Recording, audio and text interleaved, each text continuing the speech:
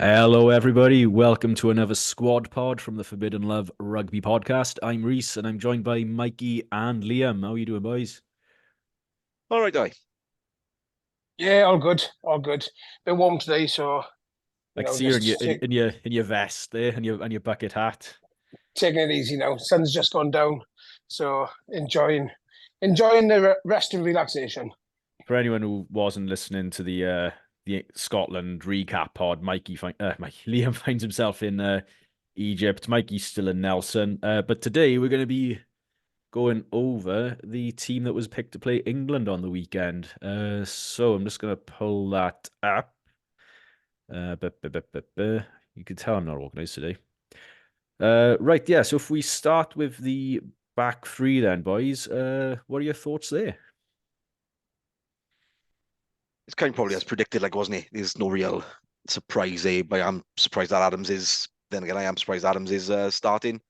Thought he would have had a break. Maybe the have 2 weeks of good training to get him back fit. Yeah, I think with that, it's what Reece said on Monday, or what you said, Reece, and it's probably the kick up the arse that he needed, and hopefully he goes out there and does the business on Saturday. Yeah, I sort of thought it was going to be unchanged there. So yeah, for clarity, that is Winnett at fullback, then Dyer and Adams on the wings. Going to be a different game for Winnett in Twickenham versus the sort of more friendly crowd of the Principality Stadium, isn't it? Yeah, he's gonna be tested, I reckon. George Ford is pretty decent with ball in hand and kicking out of hand. So I think he's going to be tested, and it'll be the biggest test of all with that crowd. which So I think Kai Evans might well be the better option at fullback for a fixture like this, given the potential kicking battle that'll go on. Quite possibly. I mean, if we look at England's back three, some familiar names in Freddie Stewart at fullback and Elliot Daly on the left wing. Tommy Freeman on the right wing, not somebody I know much about. he's been class. To be fair, he's put in some really good performances this year and deserves to be there. And even against Italy last week, he probably stood out for me in the back line. Hmm. He broke the tackle well. He had the assist for the Elliot Daly try, and he created that from nothing really. So so something we've got to watch, and I just hope we don't fall into that trap of playing that kicking game because, like I said in the pod on Monday, Freddie Stewart is solid under the high ball. Hmm. He's one of the best. So if we're gonna just kick it down his throat all day, I think we're gonna it'll be a long old day for us. Yeah, and I mean Tommy Freeman as well is another sort of, I guess, young and exciting England player at 22. We've got our own, so it's going to be quite interesting, I guess, that blend of experience and new boys. If we go into the centre, look, Henry Slade. I mean, we know plenty about him for England. Fraser Dingwall, arguably a little bit less, and they'll be coming up against Nick Tompkins and George North, who's returning. Happy to see North back, Mikey. Yeah, definitely. Just comes in with a bit more experience in the back division, and if the 12-13 connection can bear a bit more fruit than it did last week, then let's see it. Yeah, or that form can continue from the World Cup. I think maybe asking a bit considering George North coming back from an injury and Nick Tompkins not necessarily doing the Nick Tompkins things we've seen of Hmm. late last week. So that's going to be something to watch. Yeah, Yeah, it all depends on our tactics, isn't it? They've got Felix Jones as their defence coach at the moment from South Africa. We know mm, how they're going to set up. They're going to bring the blitz. They're going to all stand in the line, and we've got to try and combat that. And yeah. if it is the kicking game, it's got to be spot on. Thomas Williams to me has got a better box kick than Cowder anyway, or Gareth Davis. And we've got to play the right game. We've got to play the right game, otherwise we will be mullered. But then again, there's very few naturally gifted footballers in Wales's backline. Yeah, There's no one offering that 50, 60, 70 meter clearance. That may well be needed at points, but it's also a backline that needs to play. We've seen that last week. It doesn't necessarily work with a kicking game. These boys have got this back division has to be allowed to thrill. yeah. Yeah, It's got yeah. to be given the rein to just go and do it. Yeah, well, talking then of giving them the reins, halfback partnership's going to be Thomas Williams and Johan Lloyd. Uh, that did look better than the starting combination of Gareth Davis and Sam Costello last week. How are you feeling about that? Do you think we can carry that sort of the impetus they brought to the Wales team in the second half against Scotland into the first half this weekend? Yeah, I think they just need to be given the green light to do what they do. Mm. You know, if they're going to be set up a certain way like they were last week, then you're going to stifle them. You're going to stifle any players they got. You know, two of them are very gifted attacking players. You Yeah. know, and if they're given the green light to just enjoy it, have fun, do what you need to do. Obviously, don't be stupid, but do what you do best. Well, that's what I want to see. I want to see like relentless attacking from Thomas Williams and Johan Lloyd, Mikey. Yeah, Just at it Well, yeah, constantly. Johan Lloyd isn't the quintessential standoff that we've been used to in the shape of Friesland, Patchell, and Dan Bigger. Like, you know, they've been football in tens. Johan Lloyd's a playmaker 10. Like, you know, we've seen Costello try and put a big sort of up and under up last week. Much which I found in the same vein as Dan Bigger. That's not Costello's game. Mm. So you got to wonder, is that prescribed, or does Costello believe that is what he can bring to the game? Yeah, I get the impression that Gatland sort of instructed Davis and Costello to play the way they did. They just didn't execute what they were told to do particularly well. yeah, definitely. Yeah, and then I guess the change in tactics in the second half just suited the sort of game Yeah. that Thomas Williams likes to play. And Looking on at sorry, go on, Mikey. and on Thomas Williams, he truly played himself into the 9 jersey. Yeah. You know, he couldn't Yeah, be dropped after definitely. that performance. And you know, again, I think looking at this team, it's got an echo of what finished last week. So I Yeah. think we could see from last week that a lot of them players who finished against Scotland were probably going to start against England. Yeah, and for England, then we've got Alex Mitchell and George Ford. I mean, that's a good halfback partnership there, Biz. Yeah, again, Alex Mitchell is probably in the same vein as Thomas Williams. Really likes a snipe, likes the attack in rugby, and then you've got George Ford, who is, in my eyes, a defensive 10, who will punish you if he's given the space to do so.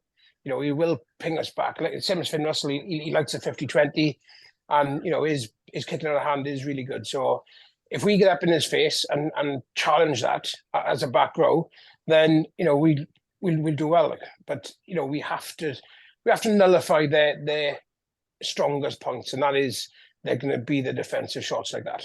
Yeah, no, I think I just really like George Ford. I think he's been it's underrated is probably the wrong word because he's been arguably the second choice fly half in England for getting on for 10 years now, isn't he? But then again, in sort of Owen Farrell's been yeah, in the 12 jersey. He's been in the 12 jersey where he's been playing 10 at Saracens, which always confused me as to why he was always 12 in England or always 10 at Saracens and always being picked as his form as a 10 into the England squad. But, you know, whatever, that's not an option anymore. I think it's just to accommodate George Ford. I think he's that good sometimes. Just Well, yeah.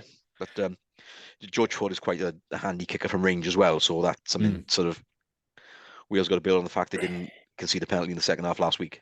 Yeah. So, sorry, go on, Biz. England are a strange one as well, haven't they? Because they've had obviously the access of Ford and Farrell for such a long time. And you look at the wide players that they've gone through, like Hassel Collins, Arundel, you know, in just recent years, and now they've gone to Freeman and Pinch Waboso off us. They don't seem to manage to play the cards they got properly. If that makes sense. They in my eyes, if they played a more expansive, wider game, then they would be so dangerous. But then that was when Eddie was in charge, and nobody knew what Eddie was going to do because Eddie didn't know what he was going to do anyway. They've done the same with Borthwick, haven't they? Borthwick's probably an even more defensive coach than Eddie was. So it's just, I always said when Eddie left, we'd be really worried about the English side for years to come, and then they bring in Borthwick, and it's like, yeah, okay, no worries. When they brought in Borthwick, he was almost like sort of, because Leicester were doing so well, that was the next cab off the rank. Yeah, not necessarily suggesting that, you know, he was the best fit for the RFU. the backline players they got is frightening, boys. Absolutely frightening. If they play to their strengths, no team will get close to them. Yeah. Okay, if we move on to the forwards then, Gareth Thomas comes back in at loosehead. None of us really saw that coming, did we? No. We were all sort of blindsided by Domachowski and I forgot now. Who else was there last week, man? Leon Brown and No, it was Kemsley Like- Matthias, wasn't it? Kemsley Matthias. And really, I think maybe we should have seen it coming, shouldn't we? Because Matthias didn't get off the bench. Gareth Thomas had a bit of a knock from what I can gather. And Domachowski played the 80, so he probably deserves a rest, doesn't he? Yeah, I think so. But I'm glad Domachowski's on the bench because he did do so well, and I think he's probably cemented himself now in that 23, the wider 23 at the very least, as if not the sort of starting loosehead, but certainly in that rotation, at least off the bench on the regular. Like a word for Gareth Thomas. I mean, solid. Oh yeah. We've said so many times before he does the unseen stuff, and when things are going well when he's on the park, you just don't see what he does because he's at the bottom of rucks. He's making the tackles, doing the graft, which goes very much underappreciated. England then is starting with Joe Marler at loosehead. Opportunity to get under his skin, maybe. I'd love to see Azarati sort of like just get stuck into him back as well. Like I mean, if we look at the rest of the front row, then I mean we've gone with Elliot Dee and, as you say, Kieran Azarati to round things off. England have gone with Jamie George and Will Stewart. Strong front rows there, I think. I think Gareth Thomas will have a good day against Will Stewart. I think he'll get stuck into him on a technical basis. And I don't think obviously not seen much of England and Will Stewart, of course, but knowing what Gareth Thomas can do, I think he can really get some niggle into him. Yeah, I agree. Awesome. Right then, on to the locks. It took me we talked about this for a while, didn't we, last weekend? And I think we all thought that Adam Beard was going to get dropped, but he is in alongside David Jenkins. And they'll be coming up against Maro Itoje and Ollie Chesham. Again, a fierce... He must... Adam Beard must have something on Gatland. Is all I can say. Yeah, I read a stat that Sam Costello was on the pitch for 35 minutes and he's made more tackles than Adam Beard did. Adam Beard, I listened to another pod earlier today. I think it was the Irie, and they were saying what Adam Beard lacks in you got to quote the tackles, but he makes up for in an all-around game. There's more strings to his bow than I think we're appreciating, which will be interesting to see on the weekend, of course. But he is the caller for the lineouts, and that's where things were going a bit awry last week. I think I read somewhere that he's the tub thumper general, which it sounds like he's a bit of a cheerleader for the boys. But you need that as well. I know, but beyond that, I'm really not sure. Beyond bringing the energy, I'm not sure. I'm thinking with Biz on this. I don't quite see it myself. We're talking about international rugby now, and they're professional players. If they've reached that side of rugby, then you have to be able to have more than one line-out caller in that squad. You can't just say he's our line-out caller, so he has to play. Yeah, but Jenkins isn't going to call the line-outs, is he? He is greener than green when it comes to international then you look rugby. at Will Rowlands, or you look at somebody in the back row. Then Will Rowlands hasn't had that time with the squad so much this tournament. I think that might be it, but even then, Teddy Williams, I thought was playing for his place.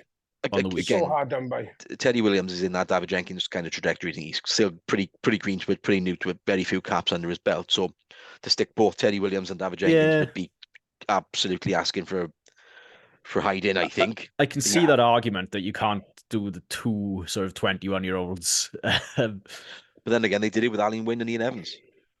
And they torched stuff at us for a long time thereafter. And the simple answer to that is you put Will Rowlands back in. He's been around the squad for long enough, not good to be able to stick him straight back in. So on his form with Adam Beard. Do you drop? And you have Teddy on the bench.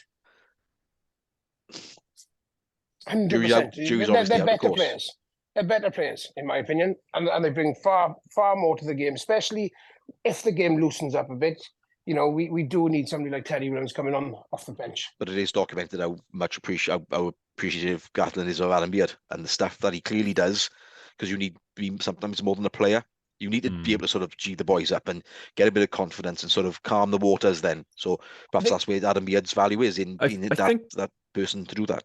Beard's fall from grace has been quite staggering, is it? Because when he came onto the scene and whatever it was 20, I want to say 19, and he was part of that Wales team that won so many games in a row, and Gatland was asking for points of difference, etc., etc. And that was Beards. He just always seems to play in the winning team. But he was now, with the best second row in the world. Well, one of the best second rows in the world, most capped second rows in the world. So this is true. how much was It's Ali Wynn doing to cover up Adam Beard? It's a Ryan Elias situation there. It's only Osprey Hush your fans mouth. You don't actually. compare one to the other. It's only Osprey fans that actually see the benefit in having him there, and everyone else can see that he's garbage. On to the back row. We've got Alex Mann coming into the start in 23 in place of both of them. I think he's picked up another injury, so he's been released back to Cardiff.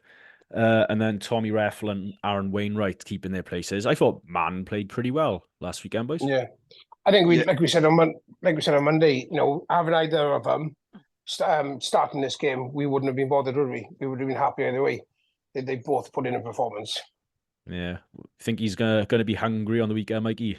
Well, name a better starting debut. Yeah, isn't it? Really, I mean, as a Welsh lad growing up as a Welsh player, we all desire that. I think some of us still do, although that ship has suitably sailed. Let's just hope the occasion doesn't get to him. Let's hope he's astute and is solid enough, and he's got the right people around him to make sure that his head's in the right place. And it'd be quite easy to let your emotions get the better of you. I mean, I've been on plenty of junior tours where, like, it's boys just want to fight each other. It's kind of wrong attitude, but this is obviously a different kind of level. It's a professional environment, but still, emotions run high, particularly when you've got to go away from home against the old enemy. Yeah, and I mean, this old enemy's back row is pretty good. Ethan Roots had a really good game last weekend. Sam Underhill, of course, we know his class, and then Ben Earl as well. Is it just me, boys? Was Ben Earl got one of the most punchable faces in the England team? Absolutely. He's not a nice. He's not a nice guy, is he? When he celebrates a knock on and it looks like he's won the World Cup, it's just come on, pal. Just cut it out, like. Have some decorum, Ben. What's interesting to see is both the 6 and 7 cut their teeth in the Ospreys environment. Yeah, something we talked about before we came on is I didn't realize until I was investigated these guys earlier that Underhill was actually born in Ohio as well. Yeah, you were saying. Yeah, wild. But, qualifies on 3 bases then, I'm sure. Yeah, I mean, sorry, go on, Biz. I was just going to say that the two back rows for me really look like they're going to have a good battle. You've got Reffel, who plays against these guys week in, week out. He does the business against them, and Mann, again, looking at his second cap to come off the back of last week. I do think that we'll have parity with them, if not a bit better. I think Reffel was probably always starting this game, even if Jack Morgan was fit. Oh, on that note, did see Jack Morgan last night in Aberravon. Did he tell you to leave him alone? Or? No, I left him alone. I don't like to approach people like that, players like that. I'm sure they get enough grief, and certainly they don't want me coming up to bother them as well. But I know he was in inebrious, but he was enjoying the game, of course. Excellent. Yeah, I think Reffel was always going to start this game, except even if Jack Morgan was fit and able. Both starting would have been 6 and 7, in my opinion, due to the fact that, like Biz alluded to, he was Tommy Reffel plays in that league, in the Prem, against their players on a regular basis. So it'd be another one of them cases where, like we've seen in the World Cup, where you got two sevens effectively playing to compete at the breakdown, because England are a heavy set piece breakdown orientated side. Definitely need somebody, Nick, to be able to compete, and Tommy Reffel does compete well, like we seen last week. This might be the maddest comparison I've ever made on the podcast, but Alex Mann, quite a small stature for a flanker, but a lot of fight in him. Reminds you of our very own Darren Marsh. Like a scrappy bastard. And that's the type of player you need sometimes. Yeah. You know what I mean? Somebody that's gonna. Sorry, go on, Mike. I was going to say, nobody's allowed to scrap anymore. mean, it's a tug and a pull on a jersey. Like, you know, Oh, the number of times I've had to pull Darren away from a fight. oh yeah, don't get me Yeah, wrong. but England have got Joe Marler, haven't they? But we've never really had that player that, apart from Alan Winsey, Yeah. that really gets under people's skins. Have we? We haven't that little niggle, a little nastiness to us, where it's like, come on, let's wind them up a bit. And there's been so many incidents down the years. Like I'm thinking of Mike Brown squaring up to Sam Warburton and then instantly realizing it was his mistake. You know, like there's always something in a Wales England match that like you can make a meme out of for the next decade. Like Liam Williams was always a kind of tried to bring some niggle from fullback as well. Like, but I think you've got to be kind of upfront, haven't you? Like some of them grabbing hold of Mike Brown. Like, but yeah, you know, Alex Van Abdeboy, another Cardiff player, sort of Cardiff hang on the coattails of the Valleys for. So yeah, have that one. played soccer for Cam Bryan as well. Did he? Yeah. Proper athlete then. Oh, no, wait, tell a lie. I'm mixing up my Valleys boys. I was Cam Winnett. Cam Winnett played soccer for Cam Bryan. My apologies. So right. This football is all right then. You'll see on the weekend. On to the bench, lads. Ryan Elias, Domachowski, and Archie Griffin coming in for his debut. I was sure they were going to parachute Dylan Lewis in here. Yeah, same. Yeah.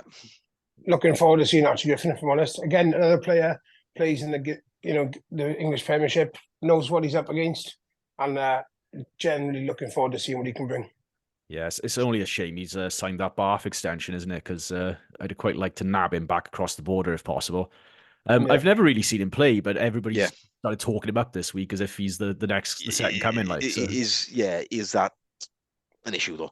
Like, do you know what I mean? Is that like a problem because they're going to talk him up so much? Is he going to sort of again reach that point of emotion and it overflows? Yeah, I think that's bound to happen though, isn't it? A youngster coming into a national squad like that for your first cap, you're going to get bigged up, and it's how these players deal with it. They got some good guys around them.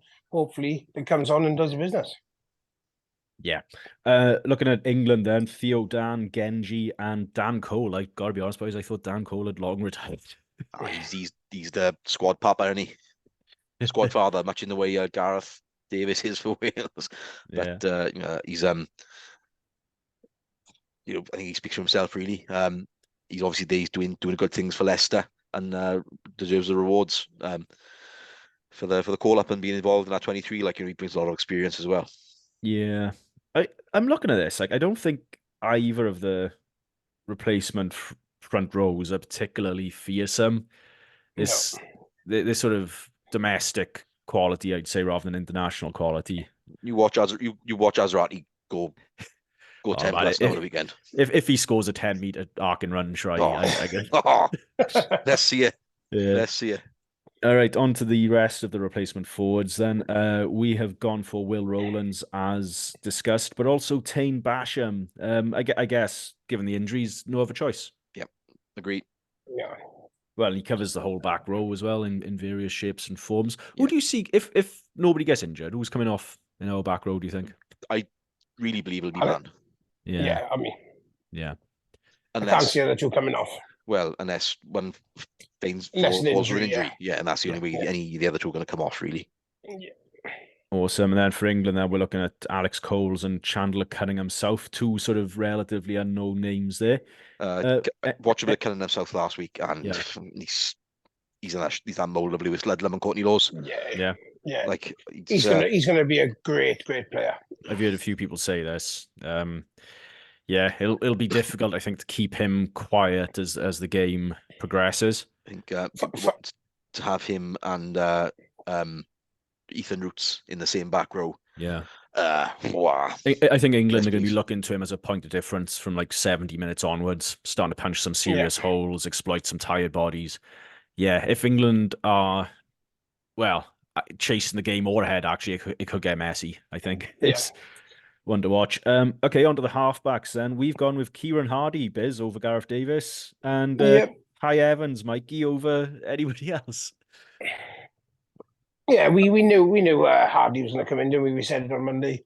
Gareth Davis didn't have his best game. He was really quite poor by his and everyone else's standards. So, it was somebody who was always going to get the scapegoat tag, and it looks like it's him. Yeah. a matter of Him and Watkin, really. a matter of the product of the first half, like, isn't it? I mean, Yeah. good. On a personal note, other opinions are available, of course. I would have rolled out Owen Watkin at 12 on Saturday, personally, but and then maybe kept Tompkins on the bench to mitigate any potential problems there. But it is what it is, and with Kai Evans there in the sort of covering, you could suggest 10 and 15. Then, yeah, he'll definitely play some part. It's just where does that who falters? Who's isn't it really? That's where the question will come with Kai Evans. Does he go on at 10 or does he go on at fullback? Who's going to show the most Yeah. Yeah, It's going well, to be needed, isn't to the it? derby? you're all overlooking something here, boys. Win it and Ewan Lloyd goes off. Thomas Williams shuffles across to 10. 10. Well, Hardy at 9, and then Evans a fullback. Tell me Well, now, that's how this game ends. you go down there, you stick a pound on your bookies, right? And we'll see how that turns out. But seriously though, Kai Evans international debut at 10 at Twickenham could be dicey. Could be a good thing as well. We could have found our new 10. He I has got a footballing game more, I believe, than Ewan Lloyd and any other potential 10s in the squad as it stands. That's ridiculous, mate. Yeah. It's not, is sorry. I know it is. It is. I'm sorry. Ewan Lloyd isn't a 10. Yes. He You is. obviously haven't watched him properly this year then. Well, I have, Because but like, he's a million miles ahead of Kai Evans at both 10. Jiffy and I agree. And I have to watch his Scrum 5 on Sunday. Both Jiffy and I agree. Ewan Lloyd's best place going forward will be 13.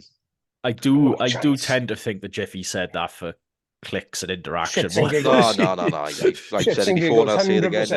And I think me and Jiffy are on a level there. All right. All right. No chance. All right. And finally, boys.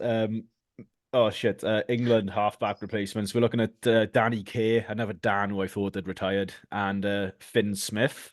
People seem to like Finn Smith. Like, to be fair, Danny Kaye did play really well for Quins recently in the Arms Park. So Danny Kaye's Benjamin Button, and he's the guy that refuses to grow old. He's still got it. He's class. You see him for Quins week in, week out, and he does the business. Fair play to him. And Finn Smith for Northampton is literally lighting it up as well. Northampton are top of the league. Yeah, unbeaten for a long time, and a lot of it's down to him. He's a very, very talented player. There's a bit of a Northampton spine through this England team, isn't there? Actually, looking at it, yeah, especially some of the younger players. Like it's the way they're playing at the moment. They're utilising their whole squad, and even going to places like Exeter with, you'd say, a second string side and coming away with a victory. They're doing some good things there. Yeah. Okay, boys, finally then, Mason Grady rounds out our bench, and Emmanuel Feiwa-Bosso rounds out the Sice bench. Would it be karmic if Mason Grady were to run through Emmanuel late in the game? It would be beautiful. It would be beautiful. Have that. Things you want to see, really, like, isn't it? Yeah, I completely understand the decision to choose England, but it comes back to what we were saying a few pods ago. It's kind of like, oh, well done, you absolute bastard. Yeah. Yeah. All right, boys, it's that time. Mikey, I already know what you were going to say, but for the benefit of the listeners, head and heart. Oh, come on, Cymru. Yeah. Yeah. Biz, all over it. Where are you? Do you know what? I'm on the fence this week, if I'm honest. Oh. I genuinely... That fence is going to break. Get off it. Oh, it will, yeah. It's one of those games, boys. Get the tactics right, and we'll go with my heart, and we'll win. If we get them wrong and let them dictate, then it could be a long day. My head is saying England all day, every day. My heart is saying, yeah, sort of backs to the wall. Am I all fucking heed? You right. fucking all. It's quite lucky you're the only one by who knows how to run this podcast. Why is that? Just we leave it there, right? We leave it at that. Fair enough. Read in between the lines what you want. I can see the sun going down in Egypt. I can see your itching to get away, Mikey. So we got one more thing to do before we leave, and that's guess the Wales 23 scores. So this week in bottom place, we've got Rhys HJ, 14.5 out of 23, did not submit. Second bottom, Ed, 15.5. Mikey, third from bottom, 16. We got Rhys DT and Matthew on 16.5. Joint second, we got Rory and Liam on 17. And once again, I was on top with 19. Right. Who's your source? Where's your source? Who's your source? Your inside info. Exactly.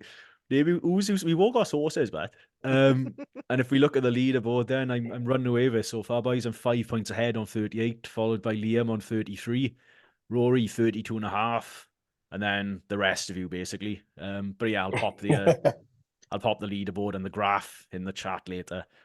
All right. Anyone got anything to add there, or we letting Biz go for a pint? I'm all good. All good for me. Lovely stuff. All right. Okay. Well, thanks, boys, for joining me. Appreciate it as always. Thank you, the listener, for downloading, tuning in. Please give us a like and a share if you liked what you heard. Cheers and goodbye.